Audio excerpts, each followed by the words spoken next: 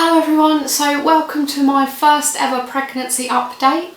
I am 16 weeks and 4 days pregnant at the time of this video. So it's been highly requested for me to do some pregnancy updates. I've not done any thus far just because I've not really been sure what to put in them really, but I've written out a little list of things that I'll talk about. Hopefully you find interesting. Now these videos will be probably in the early stages such as these, probably every month or so, because I don't want to bore you sort of with all the same stuff. Or if there's any interesting updates, I'll add like an extra video. But near the end it will probably be weekly, sort of in the last sort of 35 weeks onwards type of thing. So to start with, I wanted to talk about movements. Now, my first pregnancy with Jacob, I started feeling movements at about 20 weeks. But now I'm pretty sure I can feel movements. I'm not too sure if it's just wind, you never know. But I'm pretty sure I can feel sort of, not flutters, a little bit stronger than flutters. I'm hoping that sort of as time goes on it will sort of just get stronger and then I'll know that it was movements, if that makes sense. But there's no rhyme or rhythm to them. They are completely sporadic, so there's nothing to suggest that baby likes sleeping during the day or night yet. My symptoms this pregnancy have been a lot more sort of tame. In the first few weeks I experienced sickness really badly. I was really tired, my boobs were really sore, but that all sort of died down pretty quickly. So from about 10 weeks onwards I've been okay. I still have an aversion to some foods. Like when I'm not pregnant, I absolutely love mushrooms, but when I'm pregnant, I despise them. And that was the same with Jacob as well, so I kind of expected that one. I'm quite fond of milk this pregnancy as well. Have like a glass of milk before I go to bed. That's sort of been my only craving really. My tiredness has died down quite a lot. I mean, I'm quite tired anyway because Jacob still isn't sleeping through the night, so I'm quite tired, but I can go the day without a nap, depending on how bad the night before was. But yeah, my tiredness isn't as bad as it was at the beginning of the pregnancy. My boobs are also really sensitive still. I wouldn't say they hurt, they're just really sensitive. So I'm really hoping that that's not going to continue once the baby's born, because I'm so determined to breastfeed this time. With Jacob, I was convinced that I had something wrong with me. I didn't have a lot of support, so I didn't really try as hard as I should have done. I was quite lucky because I didn't feel too pressured from like professionals and things like that. I was only pressuring myself. But with this baby, I'm going to make sure I at least attempt to pump anything just to get that first bit of goodness out.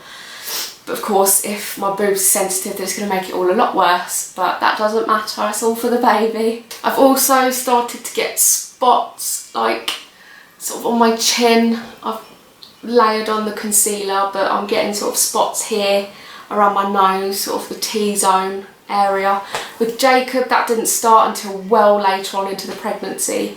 That was really bad, like my whole chin, just my chin area actually, it was proper acne, not just spots. It was like all red and nasty, and of course I kept playing with it, which made it worse. But I'm hoping that that's not gonna sort of start now and then get worse and worse throughout the pregnancy, because I've never suffered with acne at all. I've never really had spots, so to have all this acne cursed upon me is quite difficult to deal with. I've definitely noticed that this pregnancy is going ridiculously fast. I found out I was pregnant at about 2-3 weeks gone, something like that, and then went for my first doctor's appointment at about 8 weeks, and then all of a sudden I was just sort of, okay, this is happening, and then my 12-week scan popped through the door. I will show you my scan photo now. Okay, so here is Sproglet number 2. We've got 2 pictures. See, he or she has clearly got quite a strong jaw there. Little legs and spine. Yeah, it's quite exciting really. I did sort of look into the knob theory, which is basically, I think, this little white lump here, or that one. I'm not too sure. But it's a way of apparently, oh, it's a bit clearer in this one. Yeah, it's that one. It's a way of predicting the sex of the baby at the 12-week scan. So if this little lump is sort of parallel to the spine, it suggests it's a girl. But if it's sort of in a, I believe if it's 30 degrees from the body, then it suggests it's a boy. Basically, if it's pointing upwards, it suggests it's a boy. If it's pointing downwards or sort of parallel, it suggests it's a girl. So of course, as we're excited for a little girl, that's what we're hoping for. But yeah, we will be finding out. But yeah, my 12-week scan popped through the door, and I sort of thought to myself, right, well, that's come around quite quickly. And a friend asked me last night, she said, oh, how far gone are you now? And I sort of had to just like stop and think, oh, hang on a minute, I'm not sure. And I've got an app that sort of tells me each week where the baby's at developmentally. So I had to check my app to see how far gone I was. That's pretty bad, I think, considering with Jacob I was like every day going on there to see if there's anything new or how much he'd grown. Whereas this one I'm just sort of, it's happening, there's going to be a baby soon. I think what also makes a difference as well is because of my weight. I carry all my weight sort of around my middle, so of course I don't have a growing bump or anything like that. So until I start feeling proper movements and seeing movements, it's quite difficult for me to remember that I'm pregnant.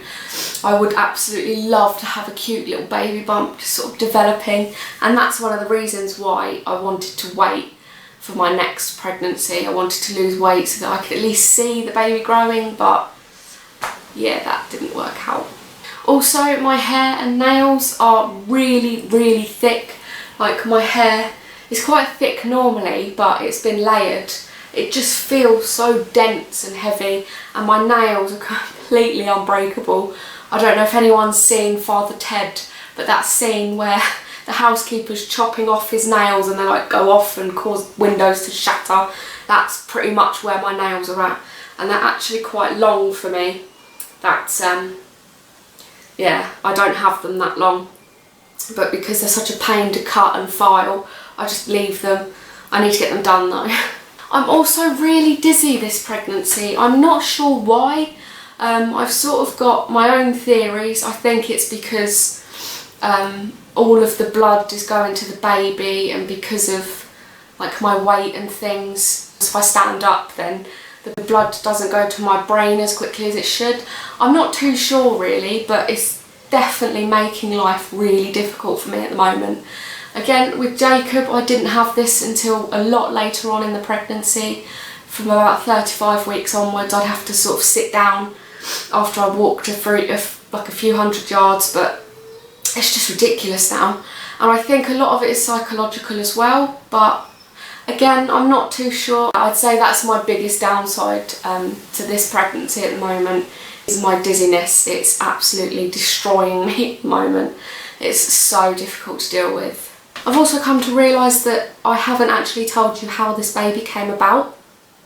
I mean, obviously, you know, I don't need to draw you a picture, but theoretically we were not planning to have another baby for, I'd say, another year or so. Again, as I said, because I wanted to lose weight, I wanted to sort my head out as well because of all the depression and stuff. I didn't feel ready to have another sproglet just yet. We were on contraception. I was using the coil. That went in when Jacob was about 12 weeks old, and I had it for about 5 or 6 months.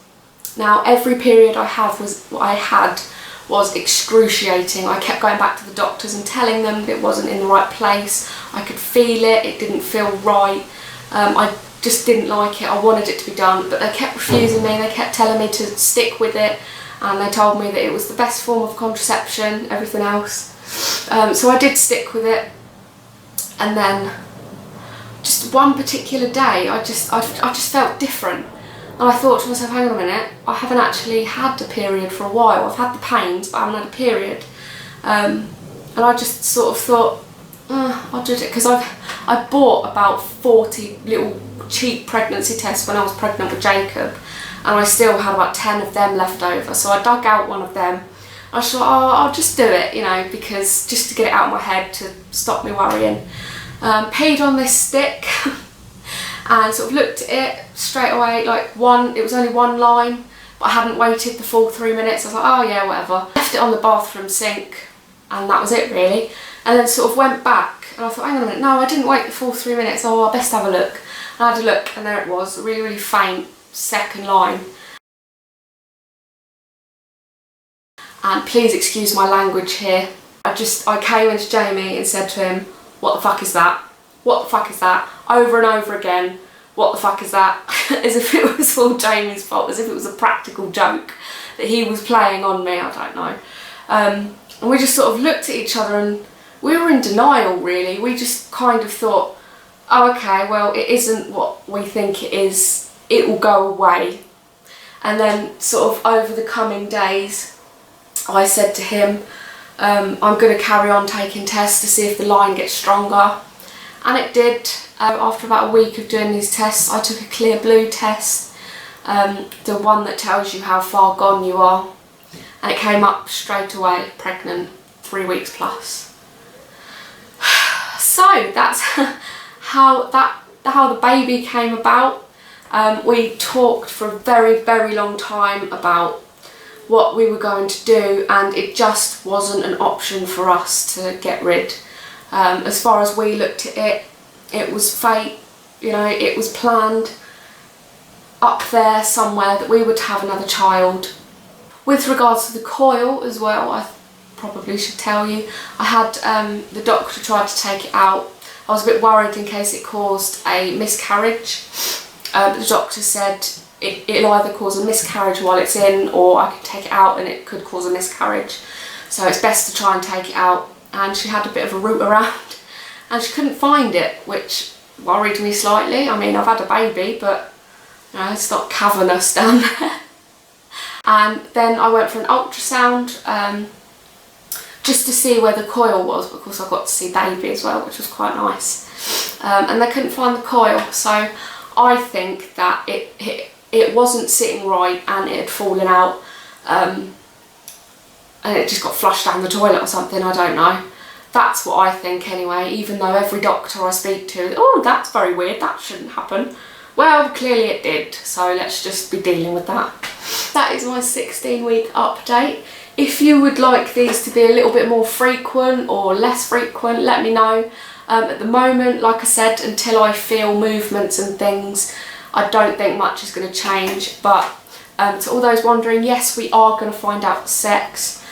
We are hoping for a little girl, just those who are interested. We have a little boy's name in mind. We like the name Christian, but it also sort of occurred to me that the whole 50 Shades of Grey thing, I didn't want people thinking I'd named my son after like a woman beater. So yeah, I'm not sure if we're going to go down that route, but we do really like the name. So thank you very much for watching, and I hope to see you again soon for the next stage of my pregnancy update. Thank you for watching. Bye!